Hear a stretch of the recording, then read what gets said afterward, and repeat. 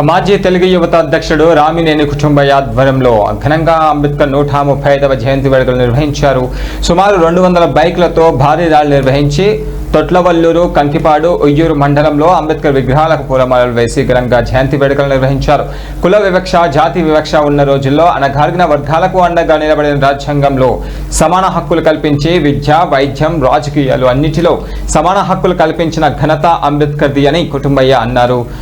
Akunuru TTV నాయకులు కాకాని శ్రీనివాసరావు మాట్లాడారు. అంబేద్కర్ మహానీయుడని రామినేని కుటుంబయ్య ఆధ్వర్యంలో ఆయన జన్మదిన వేడుకలు నిర్వహించడం ఎంతో సంతోషంగా ఉందని తెలిపారు.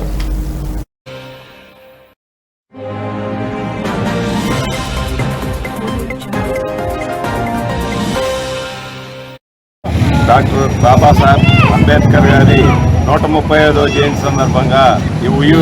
ఉయ్యూరులో ఏర్పాటు చేసిన కార్యక్రమానికి విచ్చేసిన పుర ప్రముఖులకు, మీడియా మిత్రులకు, అలాగే అభిమానులు, కార్యకర్తలకు, అంబేద్కర్ గారి అభిమానులకు అందరికీ హృదయపూర్వక ధన్యవాదాలు తెలియజేసుకుంటూ, ఆ రోజుల్లో వర్గ వివక్ష, కుల వివక్ష ఉన్న సమాజంలో అంబేద్కర్ గారు ఆ రోజు పోరాటం చేసి అణగారిన వర్గాలకి ఎంతో అండగా నిలబడి వారు ఇవాళ ఆయన ఆదర్శంగా తీసుకుని చదువులు, ఉద్యోగాలు, విద్య, వైద్యం అన్నింటిలో అగ్రగామిగా ఉన్నారంటే 130 జయంతి సందర్భంగా ఉయ్యూరు అర్జున్ వాళ్ళు ఏర్పాటు చేసిన నివాళులర్పించే కార్యక్రమాన్ని జిల్లా మాజీ అధ్యక్షుడు రామినేని కుటుంబయ్య గారికి, ఈ వార్డు